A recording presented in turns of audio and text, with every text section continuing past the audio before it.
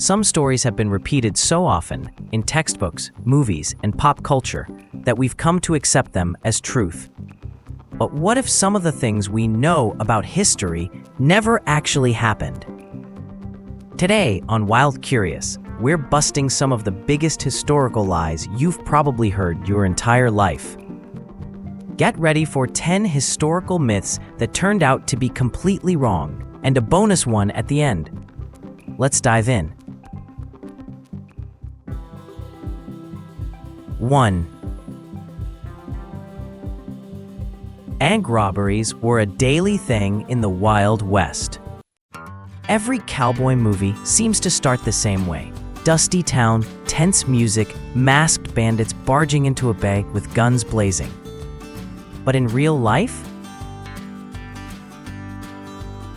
that barely ever happened.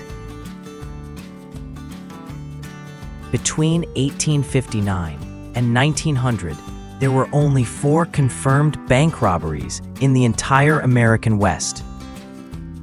Just 4. Why? Because robbing a bank in a small frontier town was actually a terrible idea. Banks were right in the middle of town, within sight of everyone. Lawmen were often nearby. And in tiny towns, strangers stuck out like a sore thumb. You couldn't just stroll into town and not be noticed. So what did outlaws rob instead? Easy targets, like travelers, stagecoaches, or the occasional drunken gambler staggering home. The myth of constant bank heists came from a few dramatic events, especially the raids by Jesse James and other Confederate guerrillas in Missouri during the Civil War. Hollywood took those few stories and turned them into an entire genre. Because let's face it, outlaws rob local drunk guy just doesn't make for a thrilling movie. 2. Thomas Edison invented the light bulb. He didn't. But he did perfect it, and he knew how to market it. The light bulb is the result of a long line of experiments, going back to at least 1840. A British scientist, Warren de la Rue, made a working bulb using platinum, but platinum was too expensive. In 1848, John Wellington Starr tried using carbon, but the bulbs didn't last long enough to be practical. So what did Edison actually do? In 1880, with a team of researchers, he developed a light bulb with a carbonized bamboo filament that could burn for over 1,000 hours. That was a game changer. It was cheap, efficient, and it worked. Still, he wasn't the last word. A year later, British inventor Joseph Swan created a bulb using cellulose, and by 1900, the tungsten filament was introduced, a breakthrough by Hungarian and Croatian inventors. So no, Edison didn't invent the bulb. But he did bring it to your house. 3. Nero fiddled while Rome burned. The image is dramatic. Flames consuming Rome while the emperor sits back playing the violin and watching it all turn to ash. But here's the problem. Violins didn't exist yet. In fact, they wouldn't be invented for another 1,400 years. If Nero played anything, it would have been a lyre, a kind of ancient harp. But according to Roman historian Tacitus, Nero wasn't even in Rome when the fire started. He rushed back to the city, opened his private gardens to shelter the homeless, and funded reconstruction efforts out of his own pocket. So where did the myth come from? Probably from Nero's political enemies, who wanted to paint him as heartless and deranged. And later, Christian writers amplified the rumor, since Nero had persecuted them.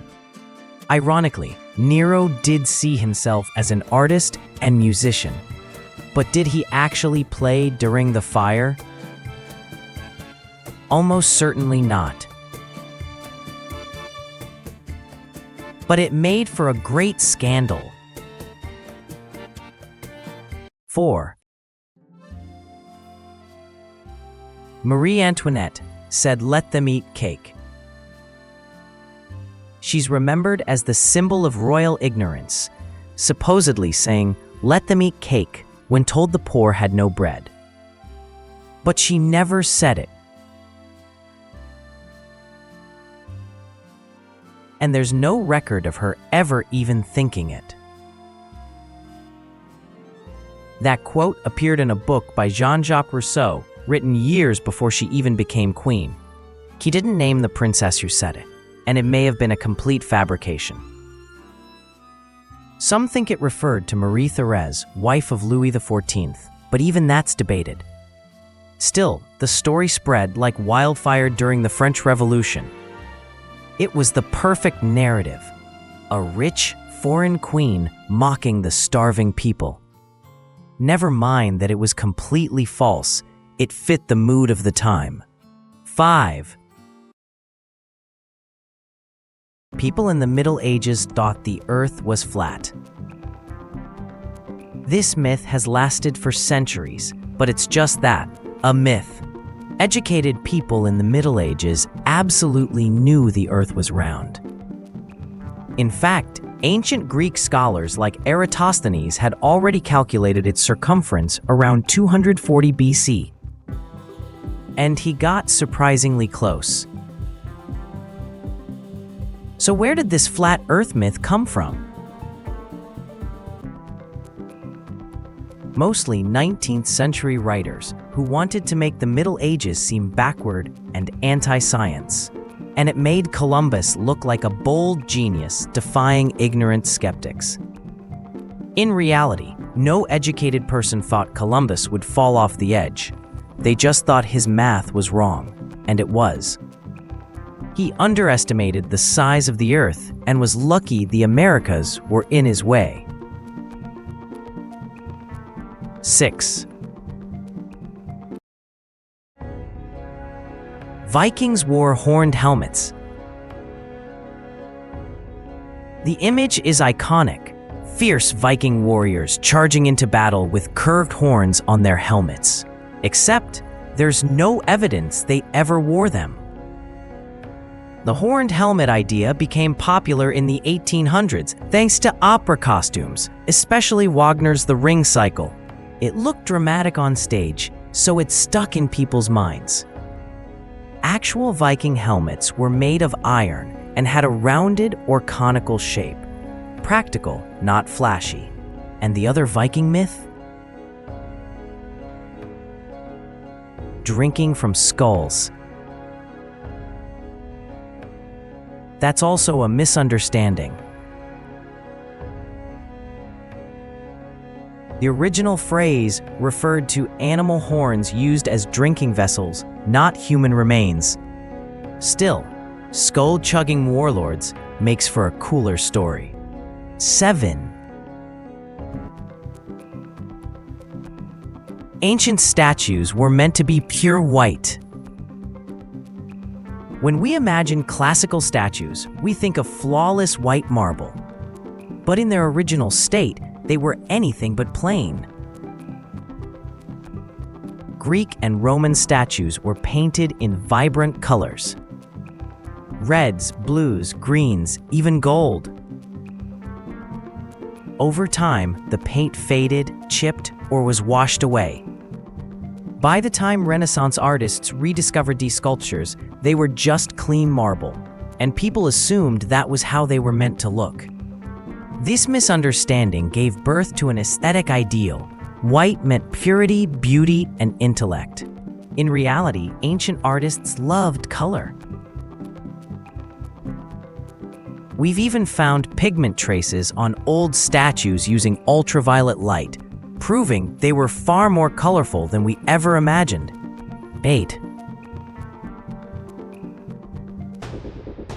The US won World War II by itself. American media often highlights the role of US troops, especially on D-Day. Yes, the US was crucial, but it wasn't alone. The D-Day invasion of Normandy included over 75,000 British troops and 14,000 Canadians. Meanwhile, on the Eastern Front, the Soviet Union launched Operation Bagratión, the largest Allied military operation of the war, with over 2 million troops. It was Soviet forces who reached Berlin first, raising their flag over the Reichstag. And Hitler? He made one disastrous decision after another, like attacking the Soviet Union too soon and splitting his armies. So yes, the US helped win the war. But the victory was shared and complex. 9. The pyramids were built by slaves. The image of slaves toiling under the hot sun, whipped by overseers, is burned into our minds. But archaeology tells a different story. The workers who built the pyramids were not slaves, they were paid laborers. Many were farmers who worked during the Nile's flood season when agriculture was impossible.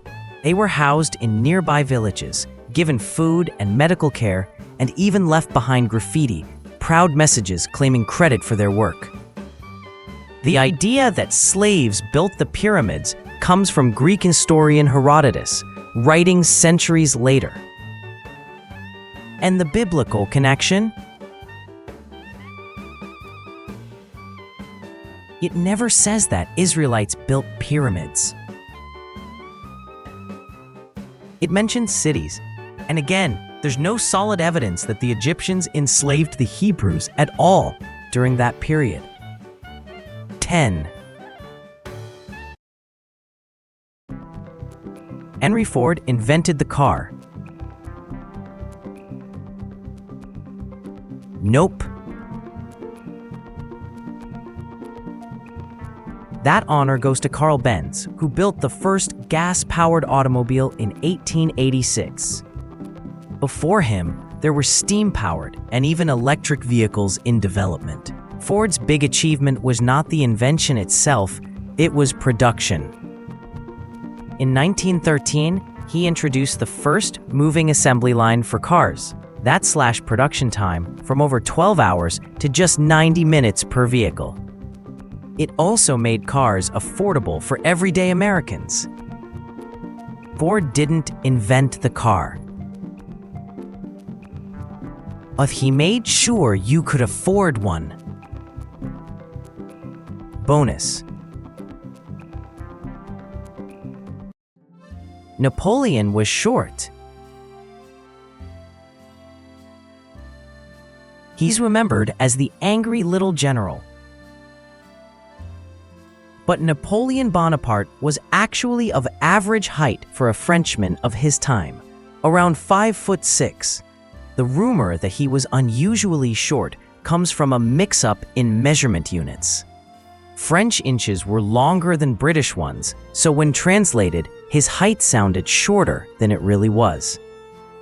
Also, he often appeared next to tall guards, which didn't help his image.